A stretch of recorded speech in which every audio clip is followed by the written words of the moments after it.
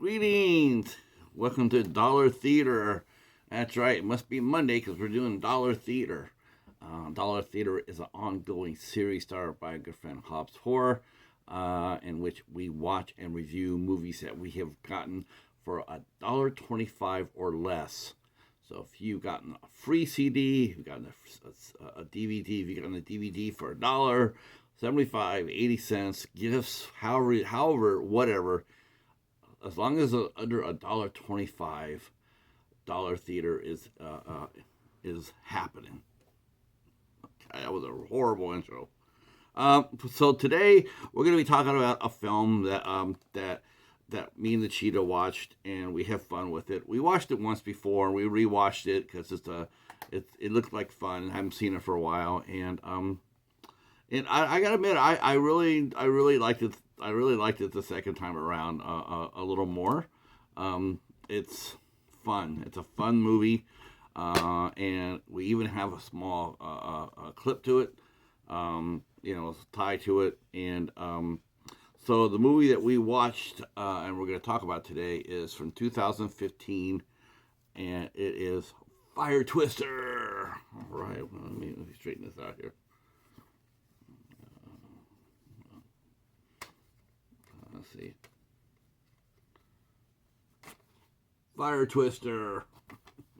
So, Fire Twister is a 2015 film, and it stars one of our favorite actors, Casper Van Dien. That's right, Johnny Rico, going to go fight some fires. And this movie has a pretty surprisingly fun cast to it.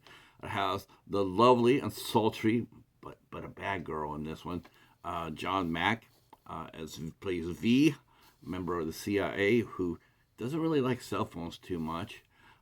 Joe Regalbuto, he is a fine character actor. He played in a lot of films, including Raw Deal with Arnold Schwarzenegger, and he also was in a TV series called Street Hawk with Rex Smith.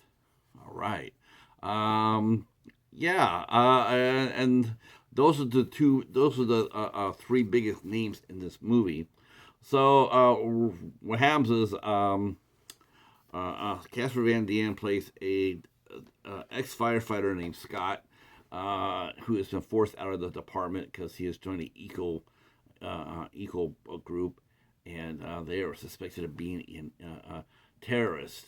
And so he meets up with two of his friends, or three of his friends, Jason, Barbie, and Carla, and they're going to go ahead and hang a banner on this company, Cinco. They're going to go hang it up on their tower, bring attention to the pollution that they're putting in the air. So as they go ahead, and they're going to go ahead and put their banner up and film it, as they get up there, they notice that there's a bomb ticking away and not very much time left on it. In fact, it seems a little bit too perfect at the fact that how did you know that they were going to be there at this time? Well, luckily Scott and his group dash out and they run away in time before the tank explodes in a ball of fire.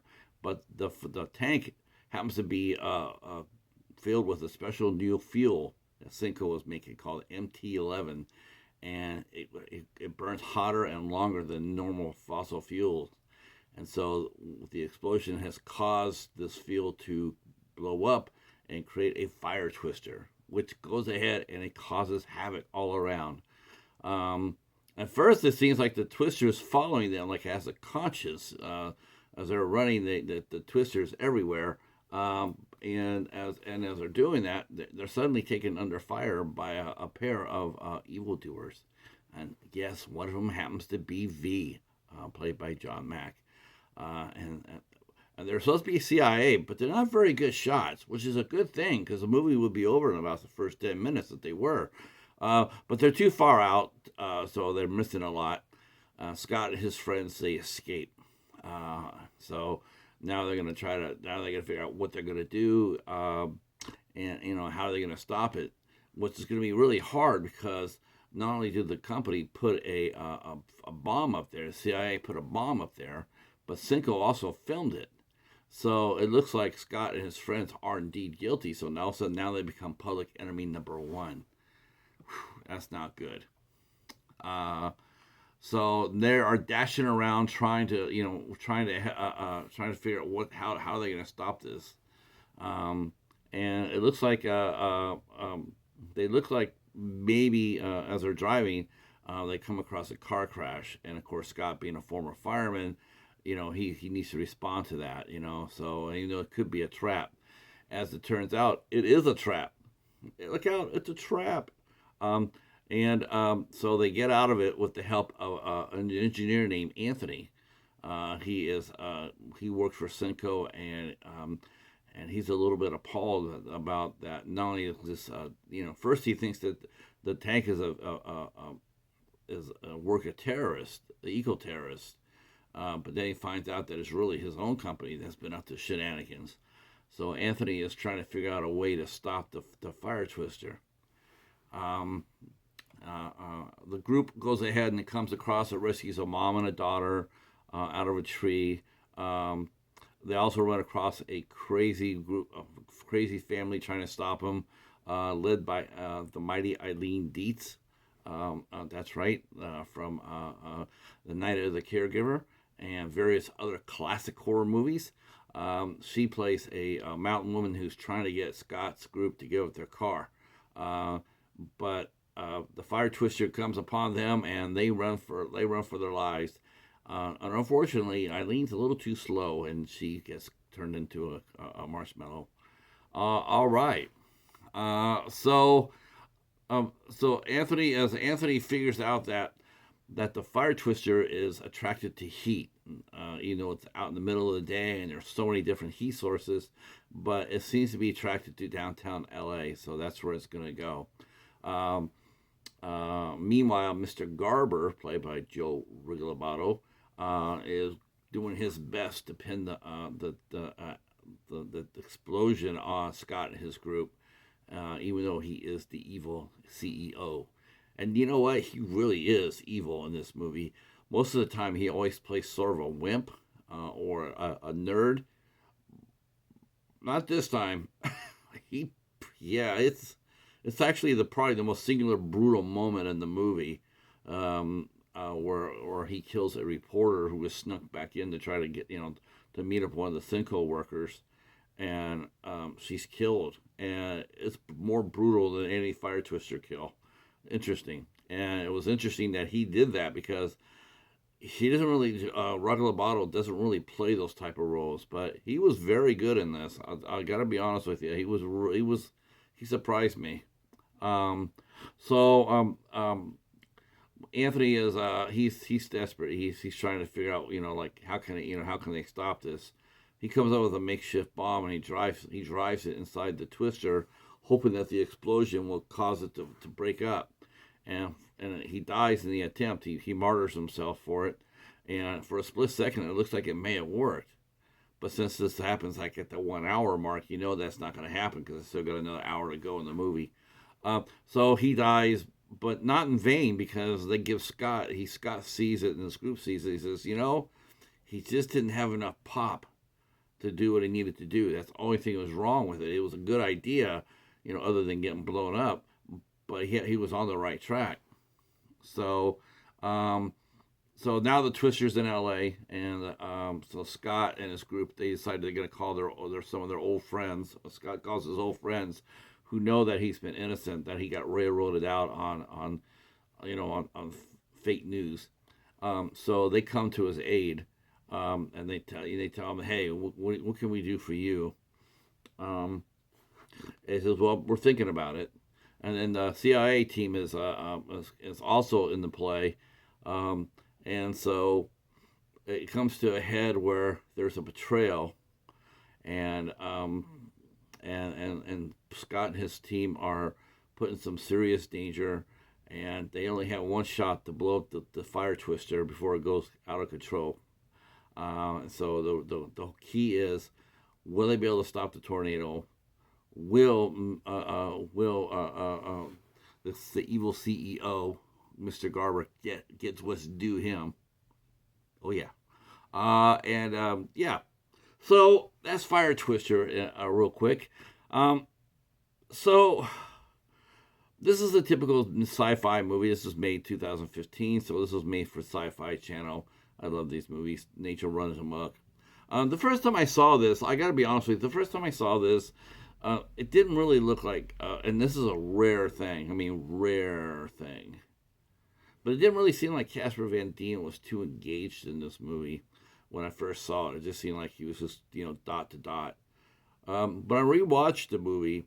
I noticed that there's a lot to like about this if you don't mind, being a low budget film. And one, I was wrong about Casper Van Dien. He actually does give a pretty good performance for this type of movie. Um, and again, Joe Regalbuto and Jon Mack, they're both excellent. Jon Mack she brings the humor, the fun part. The comic relief is the CI agent. She's funny as hell as V. And of course, like I said, Joe Rigolebato as Mr. Garber, the evil CEO. They did all very. They did pretty. They look like they're having fun. Definitely for sure. The effects are really really bad on this one. This is really a Sci-Fi Channel bad. Asylum bad. This is, and I think that's really unfortunate considering that the actors they did try. They did try. I mean, even though the budget was probably the cost of 5 Subway sandwiches, 5 tuna fish. The budget is so low, and it really shows throughout the movie. I mean, just the twister looks bad. There's just you just when you watch it, you just like shaking your head at it, but don't shake your head at the actors because they actually did they did try. And it was pretty entertaining, and it came up with an interesting way to come out to stop the tornado. And so, yeah, overall, rewatching this and decided to talk about it, I liked it.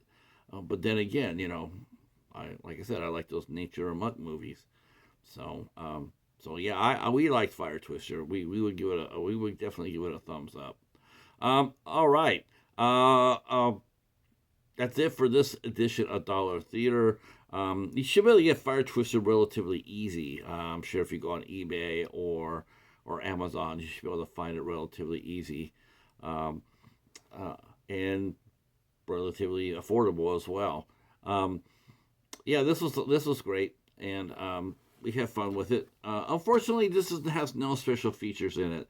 And that's the bad thing about sci-fi movies. Even though they get Sci-Fi Channel movies, even though they get released to the public, it's done so much on a no budget that there's just nothing. There's no room or budget left for special features. But it was really cool seeing a lot of cool faces in there, like Casper and Eileen and John and Joe. So you make up for that with a pretty damn good cast, I have to say. All right, that is it for this. I guess I could talk a little bit about the director, right? That'll probably be fun. Uh, this actually got released on the theaters in the Netherlands. This actually got released on the big screen. A Fire Twister. That's awesome. George Urschenbaumer is the one who directed it. Written by Larry Bain, and the other actors were Lisa Sierra, Johnny Hawks, Leah Bateman. Leah Bateman, well, she was a cutie. She was really, yeah. She was sort of had the Phoebe Case look to her actually. And Jeff Clark. All right, that's it for Fire Twister. I know if I mention Phoebe Case, that'll cause a lot of people to dash out to look to see what Lisa Bateman looks like. Do so. All right, that is it for this edition of Dollar Theater. We had fun with it. Thank you for supporting the last 2 weeks. We went black and white on you guys. We went ahead and did Nancy Drew Reporter, and we also did Dick Tracy Meets Gruesome, a pair of black and white movies. I had fun with it. I don't know if anybody else had fun with it, but we had fun with it. But now we're back with some fun movies. We're going to be doing this week, Fire Twister, and then next week we're going to keep it in the horror, science fiction, nature runs amok type of category We might just run that out through March before we come up with. We might come up with a theme. I've been getting a little bit of a inspiration from watching Eric from Hey Internet. It's Eric. He's been doing theme months, and I'm thinking, we could do that. I mean, we could do that. I could do a theme month. I don't know what I could do it on, but I could do it. So, if you have any suggestions, what themes you'd like to see me and the Cheetah cover, drop it down in the comment section down below. Whether it be crazy animals, documentaries, music, actions, horror, Hallmark. Hallmark. I'm thinking about that right there. Hallmark. We got plenty of Hallmark movies to talk about. I'm thinking about also doing a Criterion week, a Criterion month. We'll review 4 of my Criterions that we've gotten. So there's a lot of choice out there. So let me know what you guys think, and then we'll make it happen. All right, that's it. Voters Dollar Theater, the Voters Edition is the voting still going on. That comes out every Friday or around that Friday. We try to get it done on Friday. We aim for Friday, but we don't always get it. Okay, sue me. But that is your pick. You get to pick what movie me and the Cheetah watch. That tends to be a little bit more interesting. There's some very interesting movies that we throw up there for you guys to vote on. And I think you guys are starting to respond to that too, because it's very interesting. Last week we did Mystic River. This week it looks like we're doing a cult film from the 1970s called The Northville Cemetery Massacre, which came out in 1974. I found myself really sort of hoping that it holds everybody off, because I would like to watch that and review that myself. So I've got that one at the library. So, and yes, there is a connection between me and that movie, which I will tell you about if it wins. All right, let me get out of here. I've already spent like 20 minutes on this thing, and no one's going to watch it for 20 minutes. So, but thanks for watching it for 20 minutes, and we'll talk at you soon. Peace.